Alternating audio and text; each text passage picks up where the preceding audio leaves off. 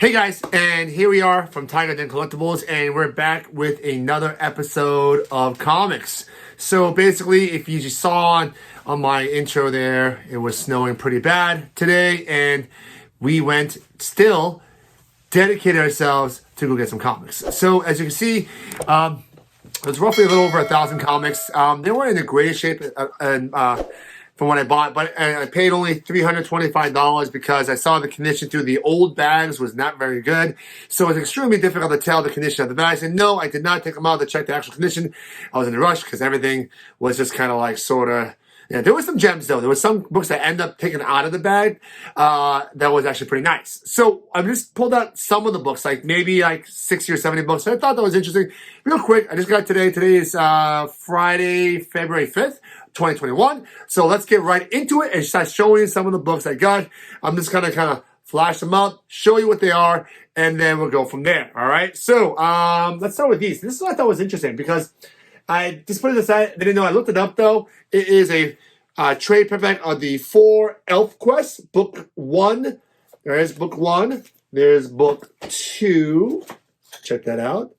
Then there's book 3. These are pretty much trades. And then book 4. This came in a set of 1 to 4. It's actually in pretty good shape.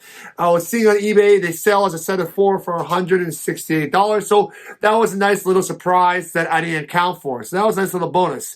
There was a very good run of the XMen I actually went up from like one, I want to say consistent, probably from 120 to 121 to like 200 or so. Let's pull a few out here. And then this is, you see, it's pretty good shape here. So there's a 150 there. There's a Wolverine series here. This is number 3, which is also pretty good. So like I said, some of them are pretty nice.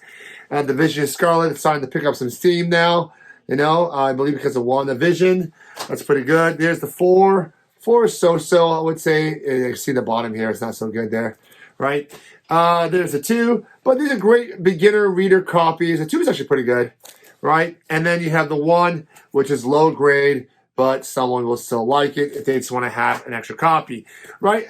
Here's the Web of Spider-Man number 1. As you've seen many times in other videos, I like to pull things out just because I know you can only get 5, 10, 15, 20 bucks depending on condition. There's the X-Men 133. Here's a nice early X-Men, X-Men 66, low grade, okay? X-Men 99, also low grade, but still decent looking, still attractive, right? There's the Uncanny X-Men 130. Check it out there. Very cool cover there. Good. And the 136. Right? Am I going to show every cover? No. I will show a lot of covers though. The 137. Yes, 137. Actually, it's pretty nice shape there. There is a New Mutants number 1. That was actually in better shape. And no, it stopped at New Mutants number 50. I think it was a straight run of 50 issues. All in pretty good shape though. I just pulled that one out just to give you a sample. Here's a 138, also in pretty good shape there. Marvel Superhero Contest Champions. Actually, I noticed that this is picking up some steam as well. So if you do see it, pull it aside. It's in big grade shape there. It's not high grade. This book is always fun. You know, great collector's cover. And number 1 there. This is pretty upper grade there. The Thing number 1. Right, first issue. Okay. This is also, like I told you, the Miss Marvel version of the Thing. Sleeper copy, I think. Newsstand as well. This is an upper grade copy. Okay, Punisher. Here we go. And then the first appearance by Nebula on Avengers 257. This is actually high grade and newsstand as well. Good. Spider-Man versus Wolverine. Good book, as you can see there. Good. G.I. Joe yearbook. G.I. Joe is heating up. If you do see it, I would just start hoarding issues of it. I mean, it's next in line, I think, to kind of make a move, maybe. I mean, who knows? Maybe I'm completely wrong. Same with Transformers. Right now, only the first issue is interesting in Transformers, but you never know if any of the other issues will start heating up, you know? Especially if the pennies on the dollar, you might as well start hoarding it, because who knows if that's not going to be easy to start moving at $10 a piece, right? So here's Punisher number 1. Great copy there. Great. This is actually a really cool cover. Always love this cover. X-Men 110. Nice shape. Check that out. 128. Also nice. Like I said, a lot of it's actually nice. Even though, I'm telling you should have seen some of these bags. They're absolutely disgusting bags. Fortunately, I guess that's why they're in bags. It protects the comic. Transformers number 2, newsstand, high grade copy, great fight scene there. Check that out. You know, you never know. Once one starts getting out of reach, maybe 2 becomes an issue for people to pick up. 114, black cover, pretty nice, newsstand. Okay, 147, also very nice copy. 135, I've actually always liked this cover, also a nice copy. Check that out there. 139, this is what I recommend. I pretty much recommend any X-Men issue under 150. I'd say that's a pretty safe bet. If they're in mid to upper grades, just pull it aside. You know what I mean? It doesn't hurt to pull it aside. This is a key issue. If you don't know already, Captain America Annual number 8. If you always see it, pull it aside. Also newsstand. Okay? Like I said, when I say newsstand, it may not even matter, but if I were to make a choice, it's better to have a newsstand versus a direct issue if you had a choice. Okay? New Mutants Annual number 2, supposedly an important relationship to Gambit, I believe. Okay? Vision and Scarlet, the other version. Number 1, I pull aside. Always a very popular purple cover Marvel Team Up 141. Good. And then you have X-Men 244, key issue. Here's your Transformers number 1, and it's newsstand. Check that out. You can never go wrong with that book. X Factor 6, First Apocalypse, also newsstand issue there. Okay. Let's go through some more of these here. Uncanny X-Men 129. Okay. That is a key issue. 142 in nice shape. Also key. Good. 195. A Preempt 2. 196. So this is also an interesting copy to pull it aside if you have it. Let's see. What else? I'm sorry. The pile's kind of falling over here. Spider-Man, Peter Parker, number 90. Okay. I would pull that aside if you see it. Then First Rogue. Okay. Avengers Annual number 10. If you have it, pull it aside. Okay. What If 31. Okay. With Wolverine on the cover. Yes. If you see it, pull it aside. The Thor Annual number 5. This is actually the first Tooth something. I don't exactly remember what it is, but this is an issue that's heating up. I've been trying to hoard these out of everything that I've had. This is also a newsstand copy. This one's actually in pretty good shape. I would say probably a 6 to 7.0. So if you see these are starting to pick up some steam. This is probably a $40 book right now, raw. Okay, this is like my 100th copy of this book. I just got in the last month and a half. Okay, maybe not 100, but at least 20 of these. Okay, so Secret Wars 8, and here they are. It's not a newsstand copy, but still very cool and in upper grade shape. It's probably at least a 9, I would say. X-Men 141. Check it out right there. Key issue. Good. And 121, First Alpha Flight. This is in better shape than the one that I had last time. Also newsstand. Okay, great book here. Phoenix, X-Men 101. Yes, it was in there. Again, remember, guys, I only paid, I'm going to say my 2 best books I found in there that I didn't know I had in there for last. But besides that, let's go over what another fun lot, okay, is Marvel graphic novels that was in there. Like I said, not that great, but it's still something. Okay, number 9, okay, the Futurians. Here we go with number, I don't know, but the Death of Captain Marvel. Okay, this is in the cover. Then graphic number 5. Another one everybody keeps talking about is number 4 with the New Mutants first appearance. And here you have it right there.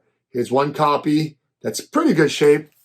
And here's another copy that's in better shape. Yes, he had 2 copies of this book. Okay, it's probably a $100 book. Okay, all right, so moving on. Okay, to the Turtle stuff. And yes, there was some Teenage Mutant Turtles books in this collection. It's always exciting when you find some of the stuff. So let's go and see what I found. So I found a TMNT trade paperback first graphic novel. Okay, and here, very thick, very heavy, very cool.